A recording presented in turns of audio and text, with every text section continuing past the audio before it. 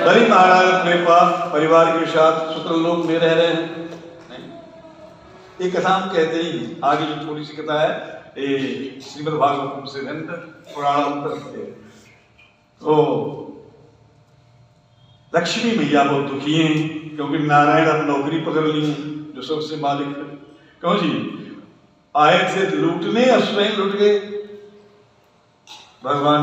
अच्छा एक पौराणिक कथा है क्योंकि गोस्वामी जी भी लिखते हैं, अन्य रामायण में भी है कि जब दशकंधर रावण विश्व विजय कर रहा था तो बलि को जीतने के लिए पाताल में गया। नहीं पाताल में गया तो एक तेजोमय पुरुष को देखा। तो तेजोमय पुरुष ने भीतर जाने से मना कर दिया, डंडा लगा दिया। तो रावण जो है घुमा के मारा करा तो पुरुष अदृश्य हो गया। वो अदृश्य हो गया। भगवान कहेंगे नहीं अभी तो इसको मारना नहीं है, वो तो बहुत समय इसको जीना है। रावण जब रामावतार होगा तो पुरुष अदृश्य हो गया और बलि एक ये दरबार में दशकंधर चला गया। कहे मैं दशकंधर हूं, रावण हूं, तुम्हें जीतने के लिए आया हूं। तो बलि ने कहा अच्छा आप रावण? हाँ। तो आपको किसी ने रोका नहीं? नहीं। हमें कौन रोके? कोई मिला नहीं तुमको गेट पे? कहा एक था तेजो मैं पुरुष, मैंने एक कदम मारी भाग गया, उड़ गया। कहां गया था? अच्छा बलि समझ गए भगवान इसको अभी जिंदा रखना चाहते। क्या करोगे? तो मैं विश्व विजय कर रहा हूं, तुम मेरी अधीनता स्वीकार करो, नहीं तो मुझसे युद्ध करो। कहा ठीक है तुमसे युद्ध करूंगा। नहीं तुमसे युद्ध करूंगा। एक काम करो, ये जो देखते हो ना सभागार के ऊपर छज्जे पे एक बहुत बड़ा सोना का चक्कर रखा हुआ था, चक्का सोने का। कहा इसे उतारो, इसे उतार के ले आओ फिर मुझसे युद्ध करना। कहते कि रावण गए उसे उतारने, बड़ी चोट लगाई, वो हिल नहीं रहा था।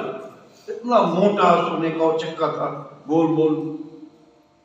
बड़ी परिश्रम से जब खींचा तो किसी तरह खिसका और रावण के ऊपर गिर गया।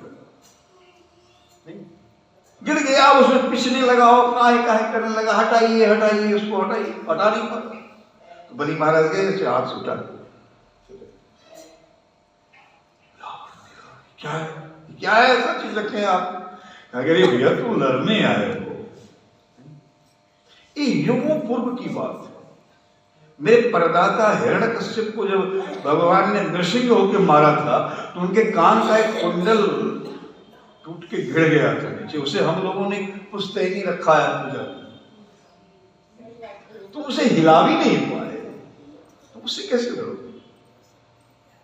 लेकिन रावण हटी थे, शर्मिंदा तो हो गए थोड़ा। नहीं हम युद्ध करेंगे। तब तक 2-4 बच्चे खेलते हुए आए वहां, परिवार की बच्चे, और पकड़ लिया रावण को। नहीं पकड़ लिया और बांध दिया, बांध के खींचने लगा। घोड़ा बनाएगा तुम, ये बड़ा अद्भुत जीव है, सब बैठ के हम लोग घोड़ा बना, छोटे छोटे बच्चे। बलि हंसने लगे और घींचते का एक घोड़ा है, बच्चे से जैसे घोड़ा बनाते छोटा लकड़ी का, इसको ले आते अश्वशाला, लेके गया अश्वशाला में बांध। प्लस ऋषि को नहीं देखा गया, वो आए और बलि से कह के रावण को मुक्त कराए। एक कथा श्री राम जय राम जय जय राम, श्री राम जय राम जय जय। हाँ भक्तों, तो नारायण वार अखबार हो गई कथा के कई प्रमाण हैं और इसी स्थिति में बहुत दुखी हैं लक्ष्मी मैया।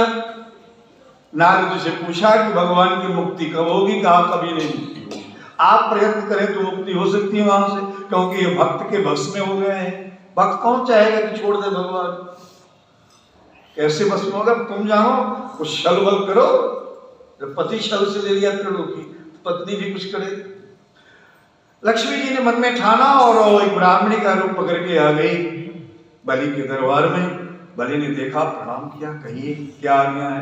कहा मुझे कुछ चाहिए, कहा बोलो, जो आप मांगेंगे देंगे। बलि देगा, कहा मुझे भाई नहीं, एक भाई चाहिए। कहा हम ही भाई बन जाते, हमें बना लो भाई। और दोनों भाई बहन की तरह रहने लगे। लक्ष्मी जी के लिए फ्लैट अलग हो गया, आराम से रह रहे हैं। एक साल पूरा हुआ, लक्ष्मी सुतल लोग कहते हैं कि वही श्रावणी पूर्णिमा का समय आया। आज लक्ष्मी जी ने चांदी के थाल सजाए, रोली चंदन और रेशम के धागे और लड्डू है, ये सब लेके चली बलि को पूजन करने के लिए, बांधने के लिए, मतलब राखी बांध। आइए एक पद गाते हैं मंत्र जी। बलि महाराज को हम लोग भी मंत्र पढ़ते हैं आज भी राखी में, तो जेन बद्धो बलि राजा, यही पढ़ते हैं, जेन बद्धो बलि राजा दानवेंद्रो महावला तीरत्वाम प्रतिपदनामि रक्षे माचल माचल। ये रक्षिका, ये रक्षा सूत्र पंडित जी पढ़ते हैं, बहना भी पढ़ती है भाई की कलाई पे बांधते हुए। आइए एक पद सुनते हुए मैया लक्ष्मी बलि महाराज को राखी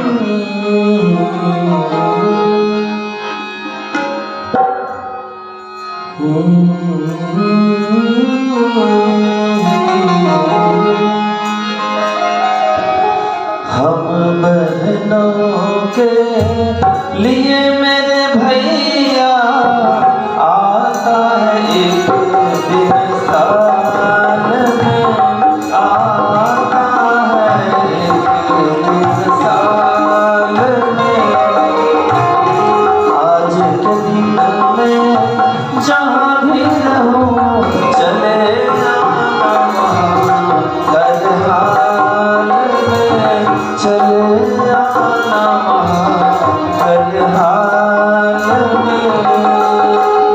हम बहनों के लिए मेरे भैया आता है एक दिन साल में, आता है एक दिन साल में।